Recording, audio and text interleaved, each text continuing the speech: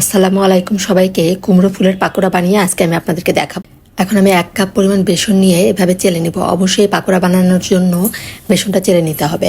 এখন এখানে আমি 4 টেবিল চামচ পরিমাণ চালের গুঁড়াটাও চেলে নিলাম। এখন এর ভিতর দিয়ে দিলাম 1 চামচ পরিমাণ লাল মরিচের গুঁড়া, হাফ চামচ দিলাম ভাজা জিরার গুঁড়া, পরিমাণ মতো লবণ, সামান্য একটু হলুদের গুঁড়া আর হাফ চামচের একটু কম দিলাম ধনিয়ার গুঁড়া দিয়ে সব শুকনো উপকরণগুলো মিশিয়ে নিয়ে এখন অল্প অল্প করে পানি দিয়ে আমি সুন্দর একটা ব্যাটার তৈরি করে নিলাম। এখন এর ভিতর দিয়ে দিব হাফ চামচ পরিমাণ বেকিং সোডা। বেকিং সোডাটা দিয়েও আমি ভালো করে মিশিয়ে নিতে হবে।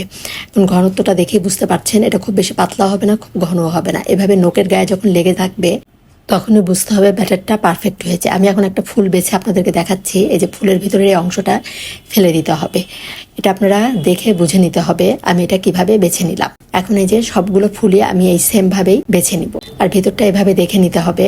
তারপর এগুলো আমি সব ভালো করে ধুয়ে নিয়েছি। এখন এই যে ফুলটা ব্যাটারের ভিতর আমি এভাবে মিশিয়ে নিয়ে মিডিয়াম টু লো হিটে এই পাকোড়াগুলো একটু সময় নিয়ে ভেজে নিতে হবে। এই কুমড়ো ফুলের পাকোড়া খেতে কিন্তু খুবই মজা হয়। আপনারা কে কে এভাবে খেয়েছেন অবশ্যই কমেন্ট করে জানাবেন। চালের গুঁড়া আর বেকিং সোডা দেওয়াতে পাকোড়াগুলো খেতে কিন্তু খুবই মুচমুচে হয়েছিল। এটা সাদা ভাতের সাথে আবার বিকালের নাস্তায়ও খেতে কিন্তু খুবই ভালো লাগে। যে হয়ে গেল আমার খুবই মজার মুচমুচে কুমড়ো ফুলের পাকোড়া। ধন্যবাদ সবাইকে। আল্লাহ হাফেজ।